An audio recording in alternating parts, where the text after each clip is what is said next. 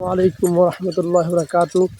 সবুজের বুক চিরে গ্রাম বাংলার অপরূপ এই সরু রাস্তান, এ পথ দিয়ে দিগন্ত পেরিয়ে মানুষ যাতায়াত করে। গ্রাম পল্লী গায়ের এই সেই পথ, যে পথটি মানুষের স্মৃতিচারণ করার মতো। আল্লাহ তাআলার এক অশেষ অনুগ্রহ, যেখানে মানুষের চলাচলের ব্যবস্থা করে দিয়েছেন। আর এই জমিন থেকেই আল্লাহ তাআলা রিজিকের ব্যবস্থা করে থাকে। দেখতেই পাচ্ছেন এক একটা গাছ থেকে কি সুন্দর করে ফুল ছেড়েছে। এগুলো মূলত ভুট্টা গাছ। এই ভুট্টা গাছের দুই সাইডে ভুট্টা গাছ দেখতে পাচ্ছেন। আর এই ভুট্টা গাছের মাছ দিয়েই বয়ে গেছে বুক চিরে এক রাস্তা। এই রাস্তা দিয়ে অনেক মানুষ যাতায়াত করে, আবার অনেক সময় ভীতুও হয় মানুষ, কারণ এই রাস্তাটা সন্ধ্যার পরে একটু মানুষ বড় ভয়ানক। আসলে মানুষের মনের মধ্যে যে ভয়টা থাকে, সে ভয়টাই। এই রাস্তাটা মূলত ঢাকা শেষ প্রান্ত বলা যেতে পারে। আমরা এই যে এখন যে কাঁচামাটির রাস্তায় পদার্পণ করছি, এই জায়গাটা হচ্ছে আপনার মির্জাপুর থানার মধ্যে। আর একটু পরে আমরা দেখতে পাবো যে পাকা সড়ক। এই যে 1 মিনিটের পথ, শুধু ব্যবধানটা হচ্ছে 1 মিনিট। পাকা এক সড়ক রয়েছে। এই পাকা সড়কটা হচ্ছে ধামরাই, অর্থাৎ ঢাকা জেলা ধামরাই অন্তর্ভুক্ত। এই যে চলে আসছি আমরা পাকা রাস্তায়।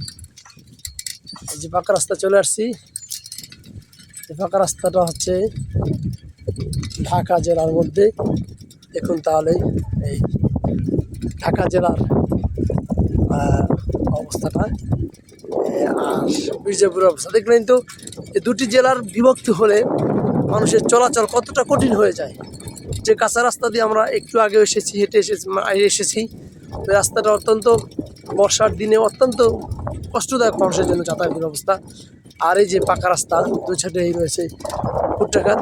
এটা কি সেই সবুজের শ্যামলের বাংলার ঐতিহ্য, যেটাকে বলে চিরে মানুষের পথের সেই নীর বেঁচে থাকার অনন্য এক দৃষ্টান্ত, যেখানে আল্লাহ তাআলা মানুষের কুদরতিভাবে নিজেকে ফেসলা করতে।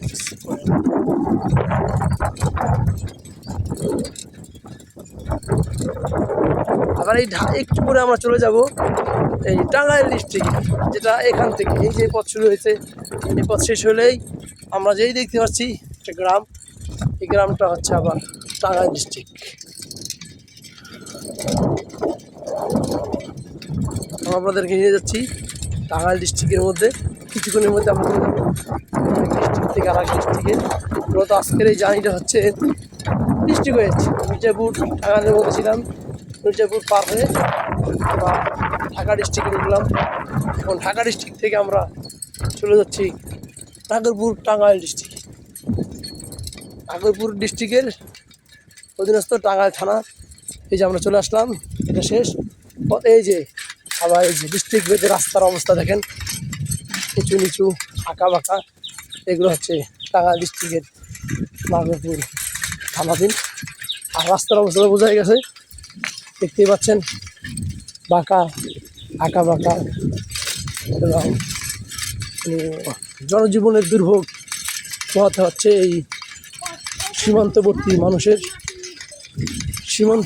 মানুষের ভোগান্তি। এই জন্যই যে তারা একদম ঢাকার সীমান্তে অথবা টাঙ্গাইলের শেষ প্রান্তে এই সীমান্তবর্তী মানুষের সমস্যাটা নিত্য নতুন ভোগান্তির মতো, তা চিরচরিত নিয়মের মতো আর কি। যে বর্ডার অথবা এই যে ঢাকা ডিস্ট্রিক্ট দেখা যাচ্ছে, এই একই রাস্তা। এই সাইড রাস্তার বাম সাইডটা হচ্ছে ঢাকা ডিস্ট্রিক্ট, আমার ডান সাইডটা হচ্ছে টাঙ্গাইল ডিস্ট্রিক্ট।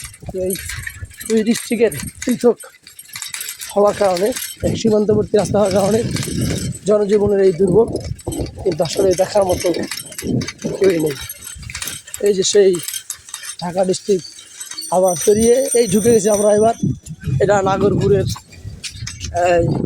রাস্তা, নাগরপুর টাঙ্গাইলের মধ্যে এই রাস্তাটা। এই রাস্তা মোটামুটি ভালো আছে, কারণ একটু ভিতরে তো প্রত্যেকটা ডিস্ট্রিক্টের সীমান্তবর্তী রাস্তাগুলো এমন যে মানুষের দুর্ভোগ আর চলাচলের ব্যবস্থাটা অত্যন্ত দুর্বল।